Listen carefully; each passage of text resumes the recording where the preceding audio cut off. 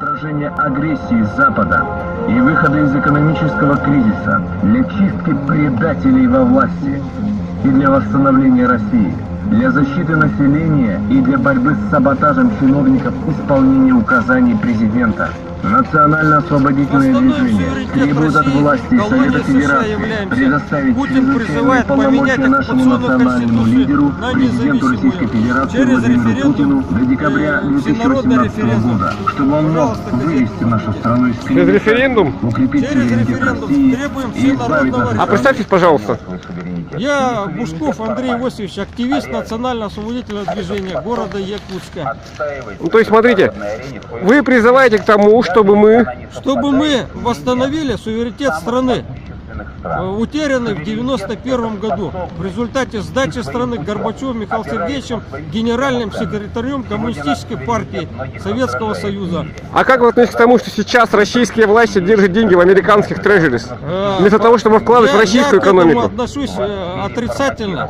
Но почему тогда вы не призываете к тому, чтобы Владимир Владимирович Путин обязал наши власти забрать деньги из трежерис и вложить их в российскую экономику? Оккупационной конституции, за которую проголосовал по глупости российский народ в 1993 году, всю власть, которую передали управление нашей страной Госдепу США.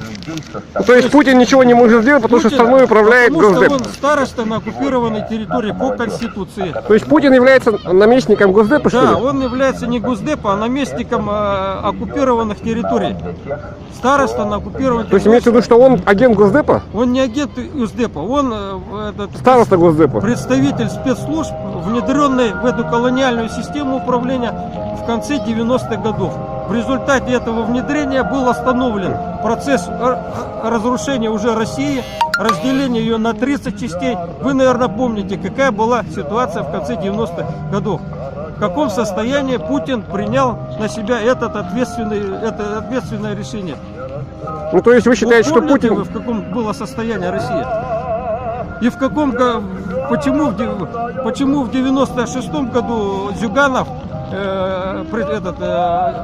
руководитель Компартии, выигравший выборы в 96-м году, 54% голосов у него было. Все-таки Путин является агентом Госдепа? Путин является агентом российской разведки.